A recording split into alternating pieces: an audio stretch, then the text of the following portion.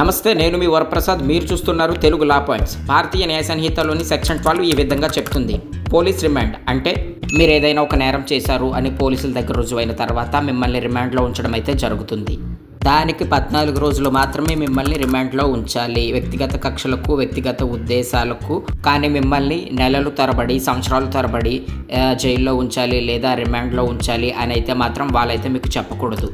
భారతీయ న్యాయ సంహిత under section 12 ఈ విధంగా చెప్తుంది. మీరు ఏదైనా నేరం చేశారు, మీరు చేసిన నేరానికి జైలు శిక్ష 6 నెలలు కనుక ఉండినట్లయితే మిమ్మల్ని 7 రోజులు మాత్రమే రిమాండ్లో అనేది ఉంచాలి. ఒకవేళ మీరు చేసిన నేరానికి సంవత్సరం వరకు జైలు శిక్ష ఉంటే మిమ్మల్ని 14 రోజులు మాత్రమే రిమాండ్లో ఉంచాలి.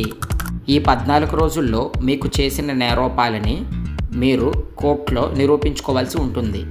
భారతీయ న్యాయ సంహిత అండర్ సెక్షన్ 12 ఈ విధంగా